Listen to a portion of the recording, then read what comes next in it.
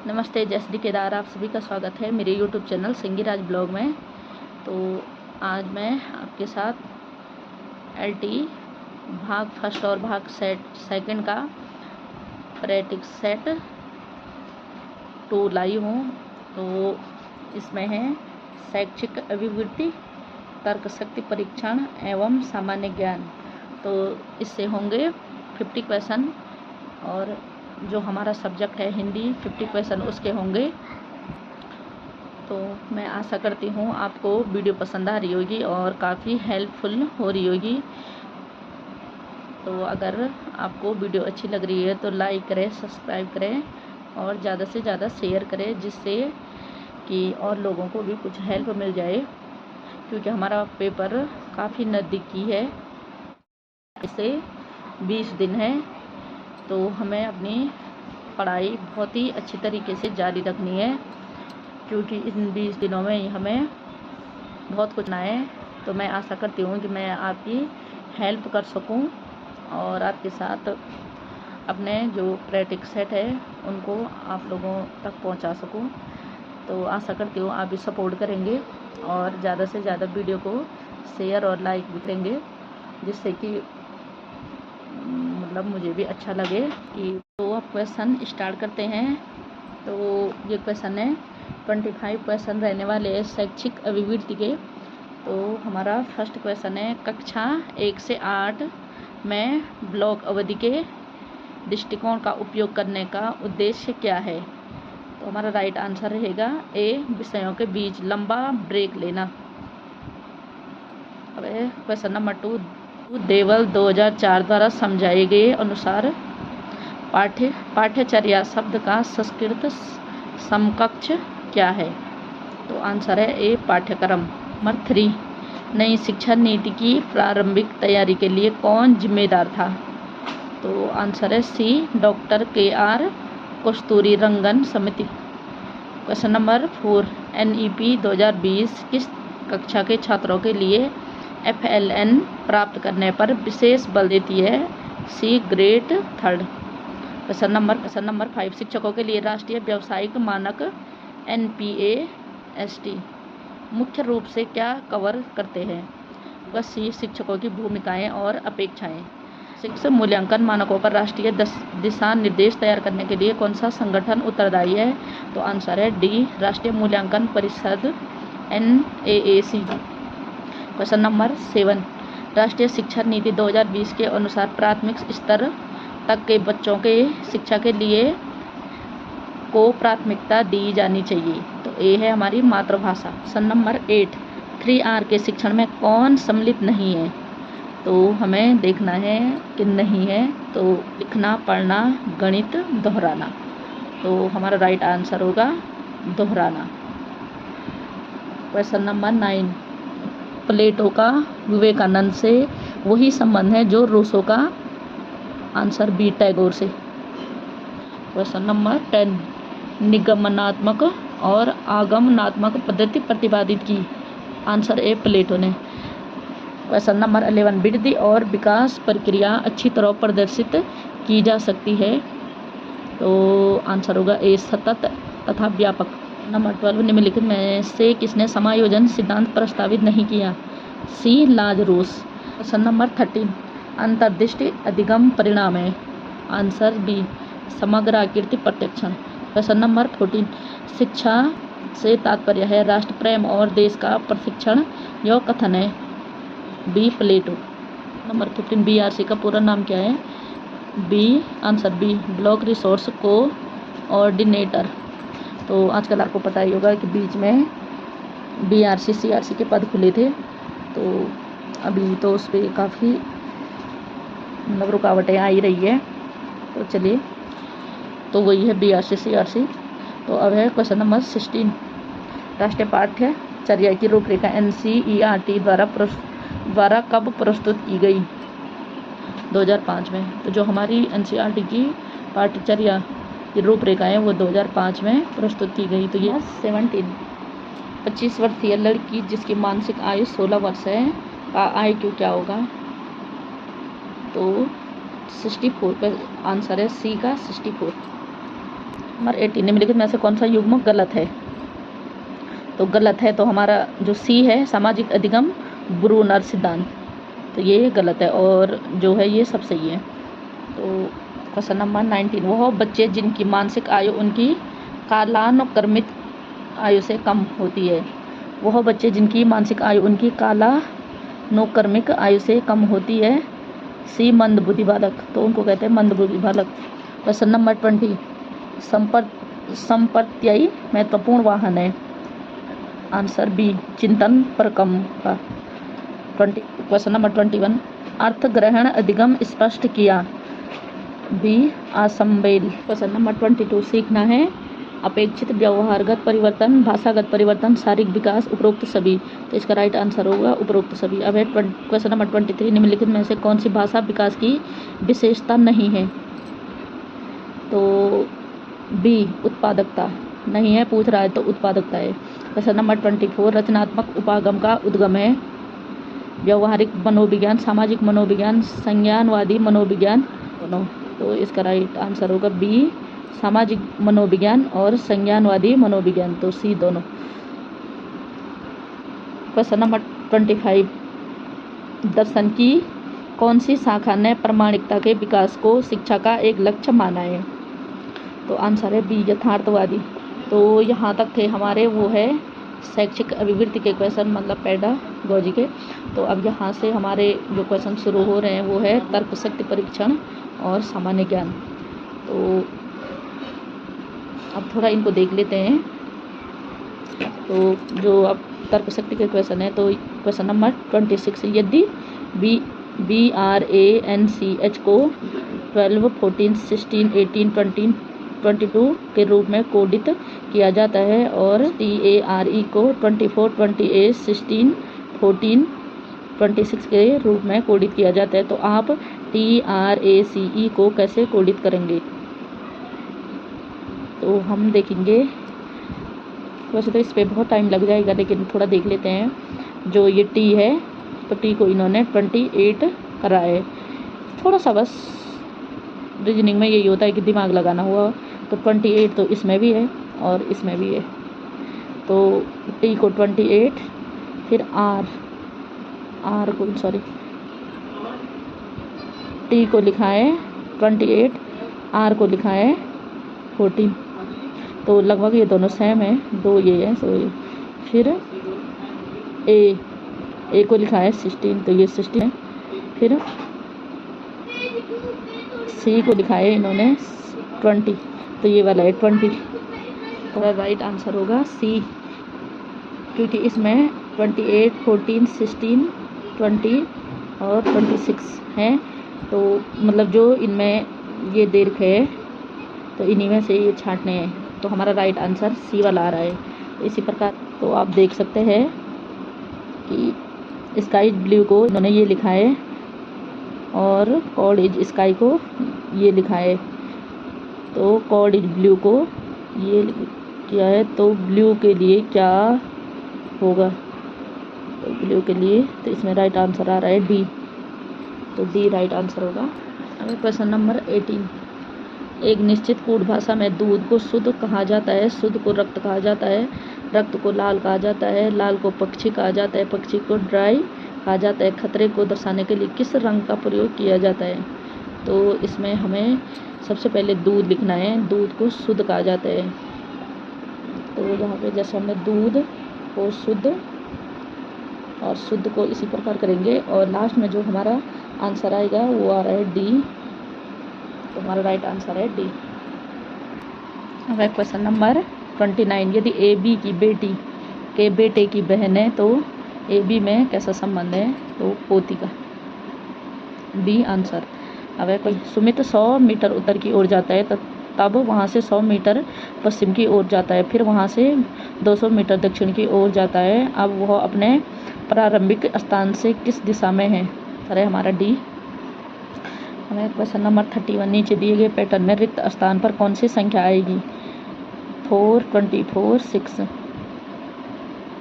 36, 3, तो यहाँ पे खाली है 18, 9, 2, 18, तो इसमें 66 4 जा 24,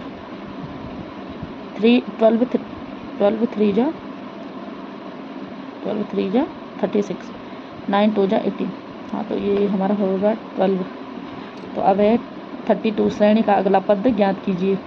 CEHJMORT। और अब आगे क्या होगा, तो इसमें हमने ABCD पूरे लिखने हैं और फिर उसमें रीजनिंग में तो वही होता है, तो फिर उसमें आ जाएगा हमारा कि बीच में कितने छूट रहे हैं। तो राइट आंसर है AWI। Question number 33। 3 संख्याओं का योग 170 है। यदि पहली से दूसरी संख्या अनुपात 3:4 है और दूसरी से तीसरी संख्या का अनुपात 7:9 है, तो दूसरी संख्या ज्ञात करें। तो इसका आंसर होगा B 56। अब है क्वेश्चन नंबर 34। यदि प्लस का अर्थ घटाना है और माइनस का अर्थ गुणा है, तो डिवाइड का अर्थ जोड़ है और क्रॉस या मल्टीप्लाई का अर्थ भाग है, तो निम्नलिखित समीकरण का हल क्या होगा। इसका आंसर होगा 7B। नंबर 35। यदि माँ अपनी पुत्री से कहती हैं, जब तुम्हारा जन्म हुआ था तब मैं तुम्हारी वर्तमान आयु की थी। यदि अब माँ की आयु 42 वर्ष है, तो 3 वर्ष पहले लड़की की आयु कितनी थी। तो 18। C। नंबर 36। उत्तराखंड के किस प्रसिद्ध लोक नृत्य में ढोल और मांदर की धुन पर सामूहिक रूप से नृत्य किया जाता है। तो B लंगवी नाचा। Question number 37। उत्तराखंड का सबसे प्रसिद्ध व्यंजन कौन सा है। तो हमारा जो सबसे प्रसिद्ध व्यंजन है वो है कंडाली। तो इसको बिच्छू घास भी बोलते हैं, कुमाऊं में बिच्छू घास बोलते हैं और गढ़वाल में कंडाली बोलते हैं। तो अगर आपको कंडाली की रेसिपी देखनी है तो वो आपको मेरी ब्लॉग में मिल जाएगी। तो इसी में आपको सब कुछ उत्तराखंड का जो भी डिश होती है, जो भी धार्मिक स्थल है, सारे आपको तो मेरी ब्लॉग में मिल जाएंगे और वीडियो में। तो चलिए आगे हैं। अब है क्वेश्चन नंबर 38। उत्तराखंड का सबसे प्रसिद्ध पर्यटन स्थल कौन सा है। तो B नैनीताल। तो यह है कुमाऊं में नैनीताल। 39। Question number 30। उत्तराखंड में कितने अभयारण्य हैं। तो आंसर है 13। Question number 14। उत्तराखंड में कितने राष्ट्रीय उद्यान हैं। तो आंसर है B 6। Question number 41। अप्रैल 2024 में किस संगठन ने जलवायु परिवर्तन से निपटने के लिए महत्वाकांक्षी लक्ष्य निर्धारित किए। तो आंसर है C संयुक्त राष्ट्र जलवायु परिवर्तन framework convention UNFCCC। Question number 42। किस देश ने यूरोपीय संघ EU से बाहर निकलने की घोषणा की। Question number C Britain United kingdom. Question number 43। किसने दुनिया का पहला वाणिज्यिक अंतरिक्ष यान लॉन्च करने की घोषणा की। तो भारत ने। D। भारत की मुद्रा का नाम क्या है। रुपया। तो अब है क्वेश्चन नंबर 45। भारत में कितने राज्य हैं। 28। तो इसमें तो 28 लिखा है, वैसे तो 29 है तेलंगाना। तो अब है, अगर ऑप्शन में 28 होगा तो 28 ही लगा देना। तो अब है क्वेश्चन नंबर 46। भारत की सबसे लंबी नदी कौन सी है। गंगा। आंसर है A Ganga. Question number 47। Bharat का स्वतंत्रता दिवस किस तिथि को मनाया जाता है। 15 अगस्त। अब आने वाला है वैसे भी। Question number 48। भारत के संविधान के किस अनुच्छेद में धर्म की स्वतंत्रता का अधिकार दिया गया है। अनुच्छेद 25। सी अनुच्छेद 25। नंबर 49। निम्नलिखित में से कौन सा शास्त्रीय नृत्य अपनी सुंदर मुद्राओं और भावपूर्ण अभिनय के लिए जाना जाता है। भरतनाट्यम। Question number 50। निम्नलिखित में से कौन सा राष्ट्रीय उद्यान बाघों के लिए प्रसिद्ध है। B रणथंभौर राष्ट्रीय उद्यान। तो ये थे हमारे क्वेश्चन पेपर फर्स्ट के 50 क्वेश्चन, और इसमें हमने शैक्षिक अभिवृत्ति और तर्क शक्ति और सामान्य ज्ञान के 50 क्वेश्चन पढ़ लिए हैं। और अब 50 क्वेश्चन हम हिंदी के देखेंगे।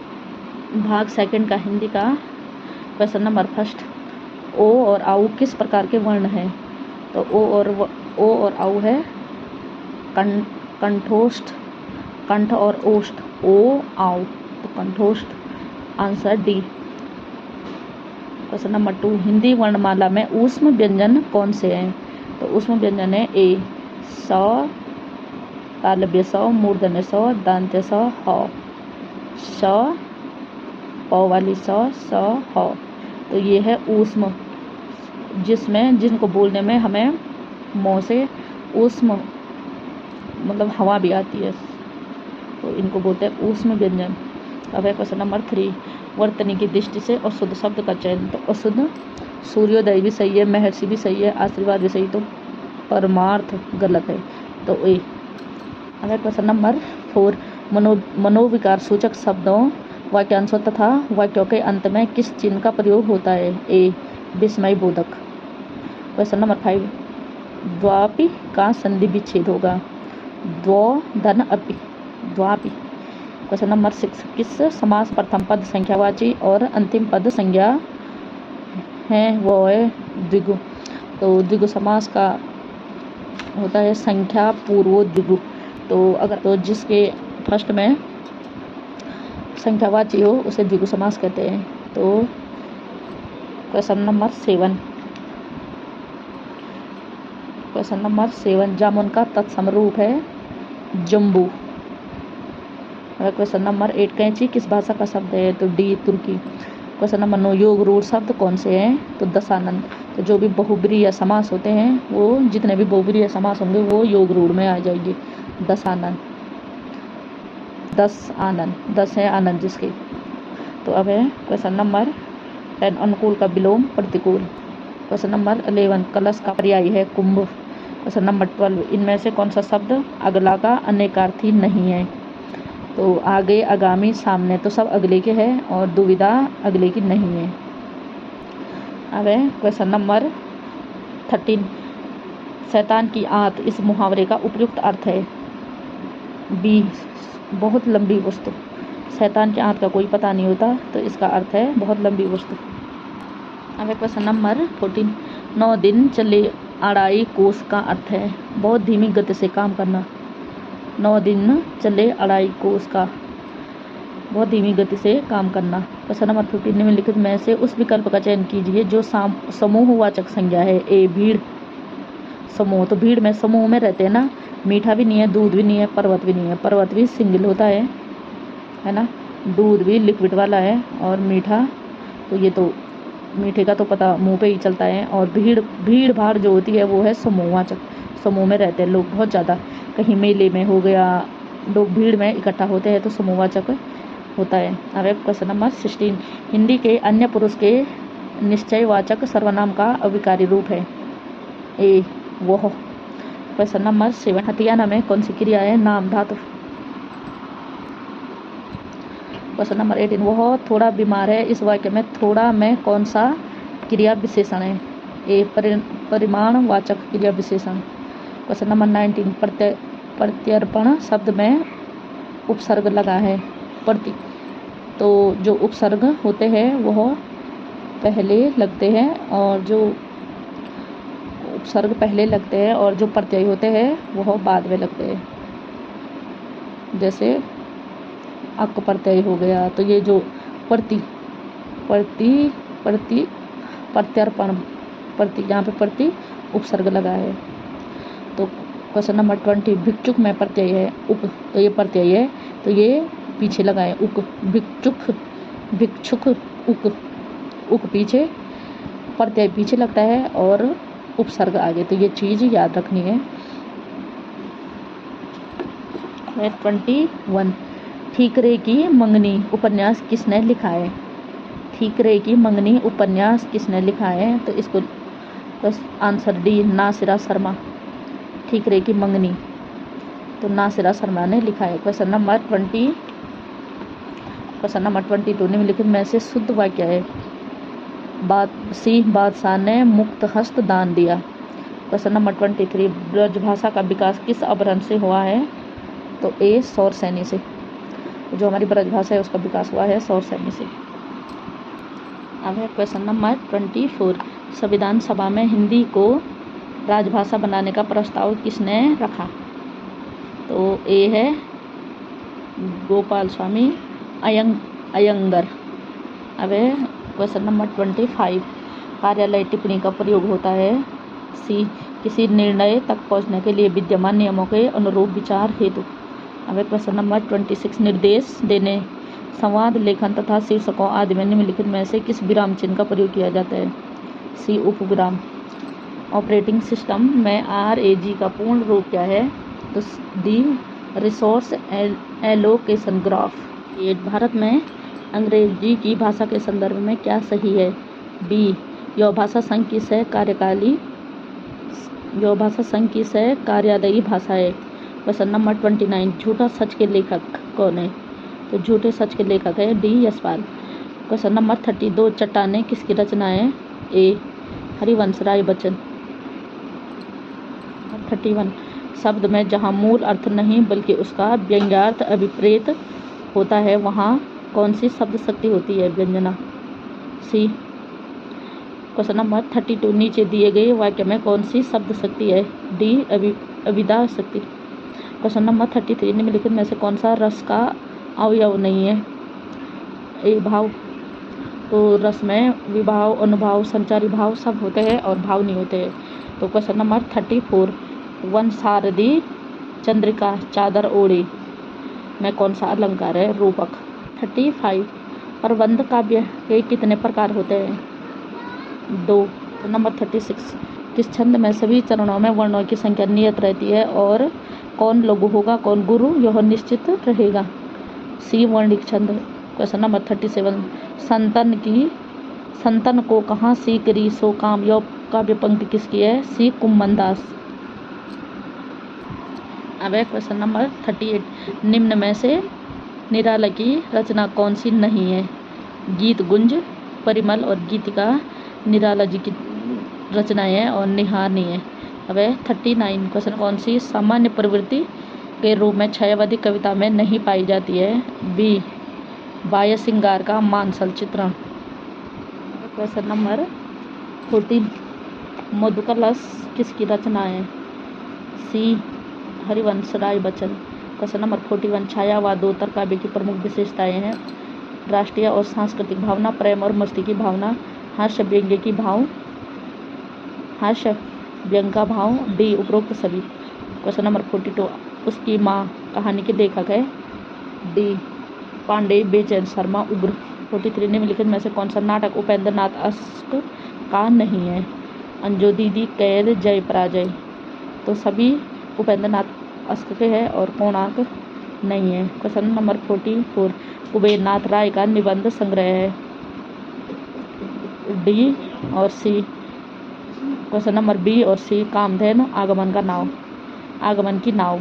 क्वेश्चन 5, तुम्हारा पथिरदा भी पढ़ लिया पुस्तक उत्तेजक है अर्थात अंग्रेजी शासन के विरुद्ध पाठकों के मन को अप्रसन्न करती है। आवारा मसीहा में यह किसका कथन है। B, Rabindranath Tagore. Question number 46, Uttarakhand की कौन सी लोक भाषा संकटग्रस्त की श्रेणी में आ गई है। जौनसारी। क्वेश्चन नंबर 47, कुमाऊनी भाषा का विकास किस अपभ्रंश से हुआ है। ए, सौरसैनी अपभ्रंश से। क्वेश्चन में से कौन मानते हैं कि कुमाऊनी का विकास खस दर्द पैसाची से हुआ है। ए, डॉक्टर ग्रियर्सन। क्वेश्चन नंबर 49, निम्न में से किस साहित्यकार ने कुमाऊनी बोली में साहित्य रचा। गुमानी पंत, कृष्ण पांडे, चिंतामणि जोशी, ये सभी कृष्ण पांडे, चिंतामणि जोशी, गुमानी पंत सब कुमाऊं के हैं और इन्होंने कुमाऊनी में रचनाएं और साहित्य रचा है। क्वेश्चन नंबर 50, कपाली का छमोट किसका उपन्यास है। बी, महावीर प्रसाद गैरेला। तो हमारे 50 क्वेश्चन हिंदी के कंप्लीट हो गए हैं। तो कैसी लगी आपको वीडियो ज़रूर कमेंट करके बता देना और बता देना कि आपको किस प्रकार की वीडियो चाहिए। तो आज की वीडियो को मैं यहीं पे एंड करती हूँ। आई होप आपको मेरी वीडियो पसंद आई होगी। उसको लाइक सब्सक्राइब करें और ज़्यादा से ज़्यादा शेयर करें। मैं मिलती हूँ आपको नेक्स्ट ब्लॉग में नेक्स्ट वीडियो के साथ। तब तक के लिए बाय बाय।